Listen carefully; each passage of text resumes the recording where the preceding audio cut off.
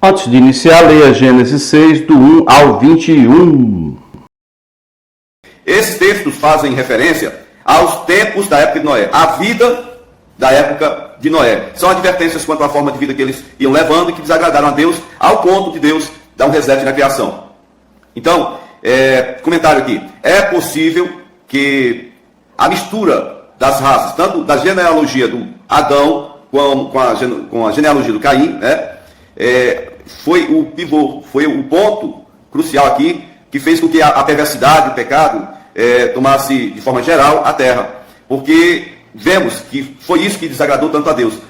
Quando houve essas misturas, não havia mais uma religião perfeita, não havia mais, vamos dizer assim, duas genealogias, uma do justo e a dos ímpios. Porque pelo casamento, um relacionamento, um laço sanguíneo, vamos dizer assim, né? O que acontece é que essas genealogias vieram se misturar, e aí não havia mais quem adorasse a Deus, não havia um justo sequer, o melhor deles era como um espinho, e o pior deles como uma seta de espinhos. Eu estou só mencionando alguma coisa que está nos livros proféticos lá no futuro, ok? Bom, eu creio aqui, inicialmente, quer que você entenda, por que eu falei tanto daquelas genealogias? Porque no momento começo a gente precisa compreender que se houve um século de pecado terrível, pecado que Deus não suportou ficar só observando, ele teve que intervir, porque estava muito acima do comum. Esse século de, vamos dizer, de pecado, começou quando? E aí você vai ver na genealogia, você vai perceber que foi a partir da época em que Jared morreu. Quem foi Jared? Ah, muito bem, é bom a gente saber. Jared foi o pai do Enoque. Que Enoque? O Enoque que Deus levou para o céu, o Enoque que viveu 365 anos, ou foi 465, não sei agora. O Enoque foi o homem que viveu menos, porque Deus levou ele para morar lá, arrebatou, trasladou. O Enoque que foi pai do Matusalém, que foi pai daquele que viveu mais.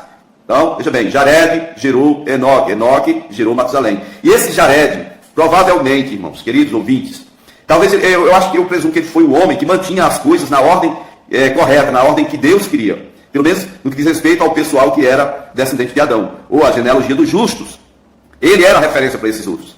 O Jared, ele era o sustentáculo moral e religioso de sua época, não é? E com a morte dele o negócio desmoralizou mesmo, né? Os descendentes de Adão começaram a se relacionar com os descendentes de Caim. Uma geração que adorava a Deus, que tinha contato ainda com Deus, com uma geração maldita, segundo a Bíblia. Como disse nos últimos vídeos, tu és maldito agora sobre a terra, que abriu a boca para receber de sua mão o sangue do seu irmão, né? E uma geração maldita mesmo. Você pode olhar o outro Lameque lá, o Lameque descendente de Caim, o que ele fez, né? Vocês viram nos outros vídeos aí. Então, o que acontece? Agora juntou bem essa maldição, como é que o negócio ia funcionar, né? Vamos comentar mais isso lá para frente. Mas o ponto crucial desse negócio aqui, vamos dizer assim, o que causou o dilúvio foi exatamente isso. Quando essas genealogias se misturaram. Esse é o meu pensamento, eu acho que é o mais coerente para você ensinar os outros. Se eu mudar de ideia depois, eu falo aqui, tá bom? Mas até então é isso aí que aconteceu, é o que eu penso. Bom, filhos de Deus aqui, queridos, essa expressão filhos de Deus é uma expressão nova. Essa expressão causa discussões teológicas, porque é uma expressão que não está relacionada nem com a descendência dos justos, que são os descendentes de Caim, nem tampouco com os anjos. Tem uma referência lá no livro de Jó, onde diz que os filhos de Deus foram convocados, aí veio o Satanás no meio, e isso está relacionando a anjos, tá bom? Mas aí algumas pessoas começam com aquela historinha de querer envolver anjo no negócio, entendeu? Ah, o filho de Deus era quem? Pastor, o filho de Deus é que era os anjos, que tomaram a filha dos homens. Tem muita gente flutuando nesse pensamento. Isso não cabe em minha cabeça. Por que não cabe em minha cabeça um pensamento como esse? Né? Porque simplesmente os anjos são assexuados, tá certo? Os anjos, eles não têm como, eles não têm semente, gente, para fazer um filho. Filho de Deus, se fosse os anjos, vamos supor que os anjos que são chamados filhos de Deus, seriam anjos que guardaram a sua ordem e habitação. Então, se esses anjos, que são anjos bons, obedientes, eles resolveram tomar as filhas dos homens, fazer filho nela, né, aí depois possível. Então esses não seriam mais filhos de Deus, seriam demônios, seriam anjos caídos. E não cabe bem chamar de filho de Deus, demônio, anjo caído. Ah, sem falar, mais uma vez vou mencionar, anjo é assexuado, ele não tem sexo, ele não tem como, né, reproduzir, ele não tem semente, entendeu bem? Então, outra coisa, pastor, mas se aparecesse, se for um anjo que apareceu de forma corpórea, como Jesus aparecia, sim, ele continua não tendo semente, querido, ele continua sendo assexuado, tá bom? Os anjos são assexuados. Ah, pastor, mas tem um jeito não, assim, e se o anjo de repente seja um mal, vamos dizer, se esses anjos tomaram aí um ser humano para poder fazer filho nas filhas do Caim, dos descendentes do Caim, iria ser filho do homem que estava possuído, e não do demônio, e não do anjo. Anjo, demônio, é tudo assexuado. É tudo assexuado. Quem tem semente para reproduzir é o ser humano. Espírito não tem. Ok? Amém, queridos? Ainda que possa aparecer em forma corpórea, não tem semente. Bom, ainda sobre a questão dos filhos de Deus, eu creio que é o seguinte, Noé, eles também, o pessoal da ufologia, né? Aqui eles pegam esse versículo, viu? Os filhos de Deus e as filhas dos homens. Eles querem dizer que foram ETs que vieram e cooptaram com as... Eu não vou chorar com um negócio desse, eu tenho que rir. Na verdade, tem que rir. O texto é muito claro, queridos. Houve uma mistura de raças, de genealogias, e com essa mistura acabou-se todo o conceito daquilo que é religião pura e etc. E por aí vai. A adoração a Deus, promessas de Deus, todas as promessas de Deus, acabou. Certo? A iniquidade multiplicou-se muito. Ponto. Eu creio aqui, a respeito de Noé, vamos fazer aqui uma análise rapidamente para concluir o vídeo sobre Noé. Eu creio que Noé, mesmo estando no meio dessa geração pecaminosa, foi o único que preservou a verdadeira religião de sua época, né? Foi o único que manteve contato, relação direta com Deus. E eu creio que isso aconteceu porque Noé foi escolhido por Deus para cumprir o propósito, e não o contrário. Não foi simplesmente porque ele escolheu Deus, mas porque Deus escolheu ele. Vamos ver outros pontos da vida de Noé para que você possa compreender bem o que aconteceu realmente. Por que eu creio que Deus o escolheu? Gênesis 6, se você olhar o versículo 8 e o versículo 9, você também vai compreender que foi Deus que escolheu Noé para cumprir um propósito, tá certo? Noé vivia numa época onde existia bigamia, como relatamos. O Lameque, que era esposo, tinha duas mulheres, Ada e Zilá, bigamia. E, na verdade, passou a ser poligamia, né? Quantas mulheres eu queira? Porque o crescimento populacional era a maioria assoberbada, como diz o cearense. Uma maioria assoberbada de mulher, e mulher bonita, na descendência do Caim. Esse foi o problema que deu, né? Então, poligamia, bigamia, o que mais tinha na época de Noé? Politeísmo, né? A gente dizendo, o pessoal do Caim não tinha mais contato com Deus. Mas eles criaram seus próprios deuses. Eles mesmos formaram seus próprios deuses. Eles são os pais da questão do politeísmo. E aí agora misturou, né? Certo? Bom, os pecados que se cometiam não está nem muito relacionado, mas o principal foi esse, essa mistura que aí complicou tudo. Noé viveu em tempo em que a maior parte das pessoas agora não perdeu esperança. Você que era fiel a Deus e tinha promessa de Deus para se cumprir, se você se relacionou com a outra lá, com outro pessoal lá, não é mais, vamos dizer assim, bênção que tem para você, mas maldição. Porque quem está debaixo de maldição é maldito, quem está debaixo de bênção é bendito. Mas misturou isso tudo, né? Noé tinha uma única esposa, vivendo nessa época de tanta mulher bonita aí.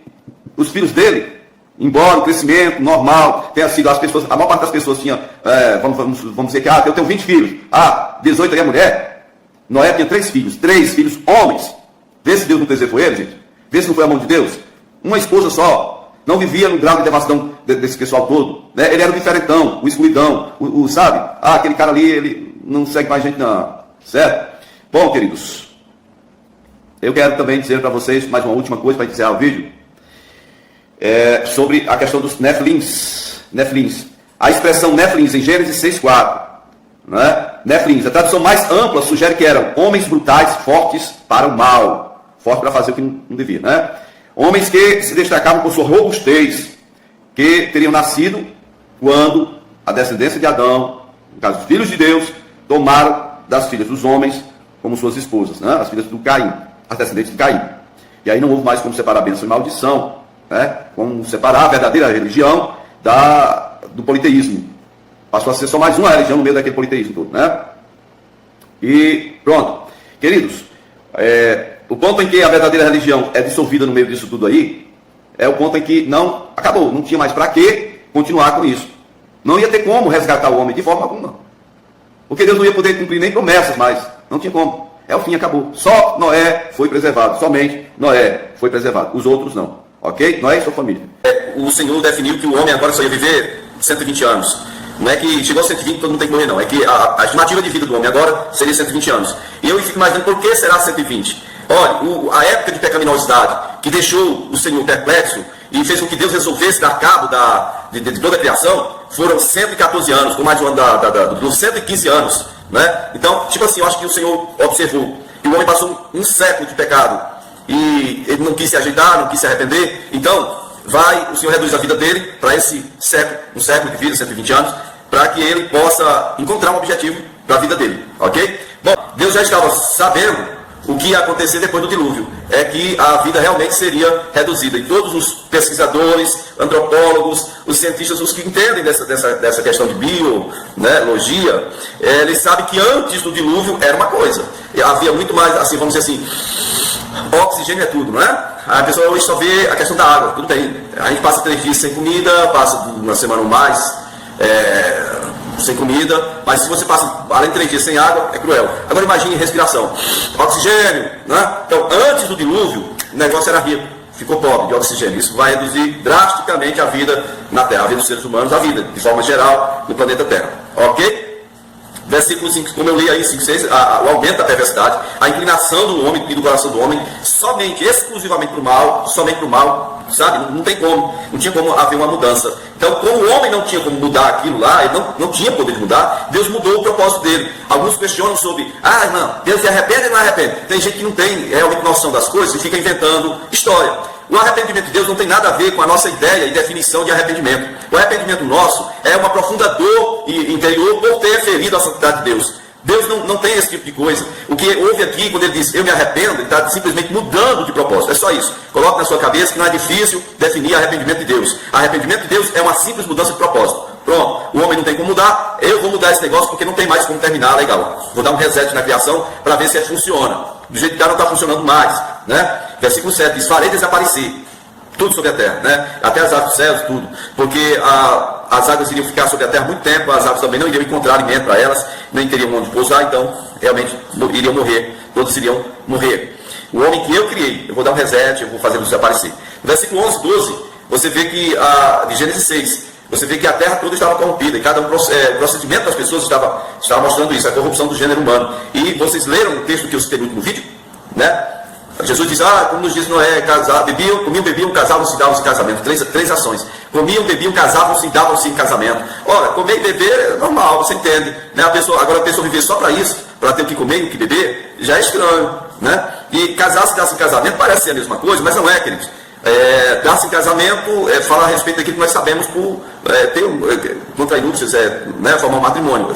A respeito do matrimônio, dar-se em casamento. Agora, casasse ou casavam-se, vem de um texto que quer dizer acasalar-se, que por sua vez subentende o seguinte: você tomar como parceiro sexual qualquer pessoa de qualquer sexo, ou um animal, ou alguma coisa qualquer, um objeto. Acasalar-se é manter relação sexual com qualquer coisa, ou qualquer animal, ou qualquer pessoa de qualquer gênero, tá certo?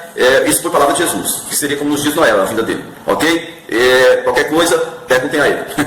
Bom, versículo 11, 12, a terra corrompida, cheia de violência. Versículo 13, é onde Deus comunica a Noé que vai realmente dar um reset na criação, tá certo? Deus comunica para Noé que ele foi o homem escolhido. Olha o versículo 13, disse Deus a Noé, darei fim a todos os seres humanos, porque a terra encheu-se de violência por causa deles. Eu os destruirei com a terra.